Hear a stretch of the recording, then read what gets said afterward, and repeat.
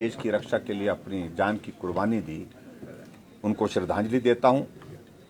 और तथा दूसरे जो जवान वहां पर बहादुरी के साथ लड़े और इस विजय हासिल करने में जिनकी बहुत महत्वपूर्ण भूमिका रही, उनके उस योगदान को स्मरण करता हूं, उनके योगदान को साधुवाद देता हूं।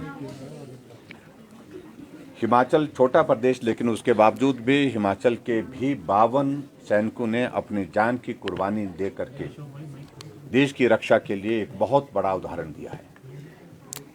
और उस दृष्टि से मैं ये कह सकता हूं कि कारगिल के विजय में हिमाचल प्रदेश के सैनिकों का भी एक बहुत बड़ा कंट्रीब्यूशन रहा है, योगदान रहा है। आदरणीय अटल बिहारी वाजपेयी जी ने उस वक्त जो एक बहुत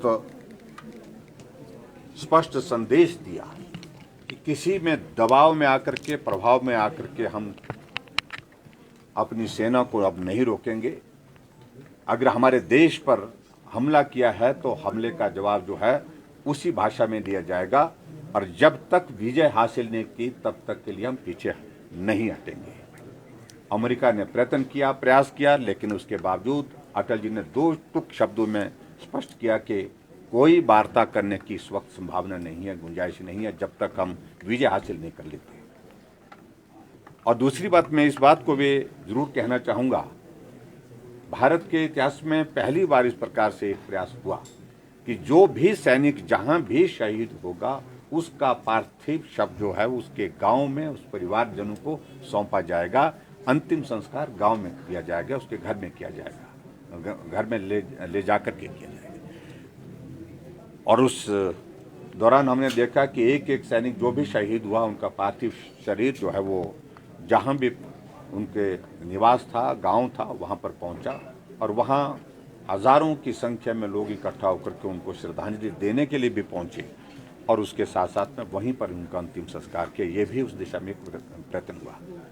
और जो परिवार प्रभावित थे, यानी कि जिनके परिवार से शहादत हुई, उन परिवारों को आर्थिक रूप से कहीं कठिनाई ना हो, उनके बच्चों को पढ़ाई के लिए, उनके परिवार के जो है जीवन यापन के लिए, उस दृष्टि से भी बहुत महत्वपूर्ण कार्य उस वक्त हुआ। कईयों को पेट्रोल पंप दिए गए, कईयों को गैस एजेंसी दी गई, और उसके बाद एक उनके परिवार को आर्थिक रूप से जो मदद के लिए जो सहयोग दिया गया, उसकी वजह से वो परिवार आज अच्छी तरह से अपना जीवन यापन कर रहे हैं। और आज फिर से मैं विजय दिवस के इस अवसर पर, कारगिल विजय दिवस के इस अवसर पर सभी सैनिकों जिन्होंने अपनी जीवन की कुर्बानी दी, अपने ज़िंदगी की कुर्बानी दी, उनके लिए श्रद्धा सुमन अर्पित करता हूं। और जिन सैनिकों ने इस जीत को हासिल करने के लिए बहुत संघर्ष किया, योगदान दिया, उनका कंट्रीब्यूशन, उनको योगदान को स्मरण करते हुए उनका हृदय से आभार करता हूँ। सर, इसके अतिरिक्त मौसम विभाग ने हिमाचल प्रदेश में भारी बारिश की चेतावनी दी है। किस तरह के अरेंजमेंट्स हैं? क्या राज्य में अलर्ट कर दिया गया है? कल एक घटना घटी, क्या उनके शवों को भिजवा दिया गया है? कुछ टूरिस्ट भी फंसे हैं सांगला रीजन में, कितनी संख्या है? अभी तक बरसात में कितना नुकसान हुआ है?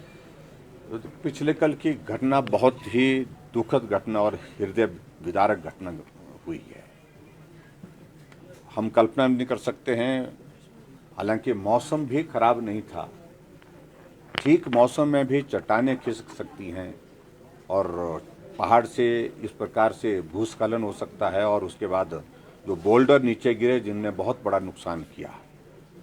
9 लोगों की दुखद मृत्यु वहां पर मौके पर ही हो गई जो पर्यटक थे। उनमें से इसके अतिरिक्त 3 लोग जो है वो घायल हुए हैं, जिनका इलाज चल रहा है। मैं सभी जो पर्यटक यहाँ पर आए थे, जिन 9 लोगों की दुखद मृत्यु हुई है, उनके प्रति अपनी संवेदना प्रकट करता हूँ, उनके परिवार के प्रति, उनको दुख को सहन करने के लिए ईश्वर शक्ति दे। जिला प्रशासन को तुरंत हमने आदेश दे दी, जैसे घटना की जानकारी मिली, डिप्टी कमिश्नर एसपी मौके पर पहुंच गए थे, आईटीबीपी की टीम पहुंच गई थी, और यहाँ तक के स्थानीय लोग भी सहयोग के लिए पहुंच गए थे।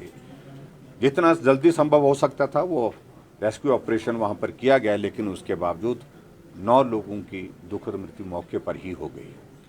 आदरणीय प्रधानमंत्री नरेंद्र भाई मोदी जी ने भी पिछले कल रात को फ़ोन करके सारी घटना की जानकारी हासिल की और अपनी संवेदनाएं व्यक्त की जिन लोगों की दुखद मृत्यु हुई है, और जो लोग घायल हैं उनके उपचार के लिए उन्होंने कहा कि सरकार की ओर से हर संभव मदद जो की जा सकती है वो भी करें। मैं प्रधानमंत्री जी का आभार भी व्यक्त करना चाहूँगा। उन्होंने भी जो मृतक वहाँ पर जिनकी मृत्यु हुई है उनके लिए राहत देने के लिए 2-2 लाख रुपए देने की घोषणा की है। 50,000 उन लोगों के लिए भी दिया है जो इंजर्ड हैं, जो घायल हुए हैं। हिमाचल प्रदेश सरकार की ओर से भी हमने 4 लाख रुपए जो मृतक हैं उनके परिवारों को देने का जो है उसकी घोषणा की है, और उसके अतिरिक्त जो घायल हुए हैं उनके उपचार के लिए जो हर संभव प्रयत्न किया जाएगा वो करने की हम कोशिश कर रहे हैं। जहाँ तक जो लोग जिनकी मृत्यु हुई है उनमें से अभी तक हम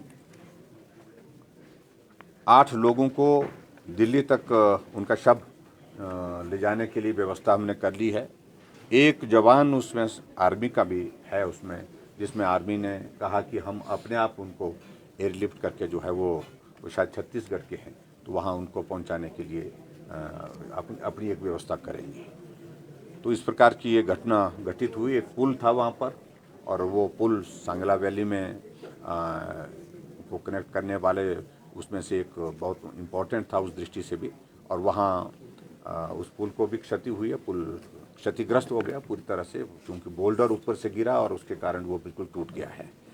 जहाँ तक जो लोग फंसे हुए वहाँ पर अभी तक कुछ पर्यटक हैं, कुछ स्थानीय लोग वहाँ पर फंसे हुए हैं, वो जानकारी हमको है। उसके लिए रेस्क्यू ऑपरेशन हमारा चला है और जल्दी से जल्दी कोशिश कर रहे हैं कि उसके लिए वहाँ से उन सब लोगों को लगभग 100 से 120 के लगभग बताई जा रही वो संख्या, उनको वहाँ से जल्दी जो है रेस्क्यू करके जो है सुरक्षित स्थान के लिए ले जाने का प्रयत्न किया जा रहा है। सर, पहाड़ों से जो पत्थर गिरने की घटनाएं हैं, ये तो इसमें एक्सीडेंट हुआ कि काफ़ी लोगों की कैजुअलिटी हुई है, लेकिन आमतौर पर इस तरह के पहाड़ों से पत्थर गिरते हैं तो क्या सरकार की तरफ से हमारा जो पर्यावरण विभाग है उनकी तरफ से तो ऐसे दिशा निर्देश होंगे कि सर्वे करवाया जाए, या डिस्ट्रिक्ट एडमिनिस्ट्रेशन जो है पर्यटकों को इस तरह से खुली छूट ना दे ऊपर जाने की?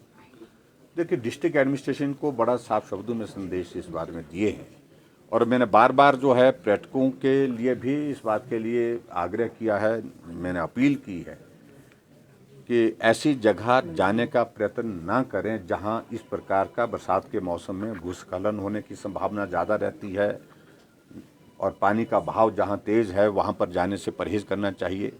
डिस्ट्रिक्ट एडमिनिस्ट्रेशन को भी इन सारी बातों को लेकर के एक बार नहीं अनेक बार हम बात कर चुके हैं, लेकिन फिर भी उसके बावजूद इस तरह की जो घटना जो पिछले कल घटित हुई है वहाँ इस तरह की संभावना लग ही नहीं रही थी, क्योंकि बारिश का मौसम नहीं था, बिल्कुल मौसम बादल वाला था भले ही, लेकिन उसके बावजूद बारिश नहीं थी। और ऐसे मौसम में भी इस प्रकार की घटना घटित हो जाना ये थोड़ा सा सोचने का विषय है कि आने वाले समय में हमको किस प्रकार से और ज़्यादा जो है सजग होकर के काम करने की जरूरत होगी। सर, 3 दिनों की जो भारी बारिश की चेतावनी है, क्या उसको लेकर उस दृष्टि से सारा डिस्ट्रिक्ट एडमिनिस्ट्रेशन अलर्ट पर है। हम लगातार रिव्यू कर रहे हैं। हम सारी चीज़ों को लेकर के हमने पीडब्ल्यू डिपार्टमेंट को कहा है कि जहां भी सड़क अवरुद्ध होती है उसको रिस्टोर करने के लिए हर संभव प्रयत्न किया जाए, जल्दी से जल्दी किया जाए। और दूसरा, कहीं अगर रास्ता अवरुद्ध होने के बाद कोई लोग फंसते हैं तो रेस्क्यू ऑपरेशन यानी कि उसको उन लोगों की मदद करने के लिए जो भी प्रयास किए जा सकते हैं, ऑल्टरनेटिव रूट का इस्तेमाल करना है, चाहे उसको ही क्लियर करके करना है, लेकिन उसके बावजूद किसी को परेशानी ना हो इस बात को सुनिश्चित किया गया। Thank you please.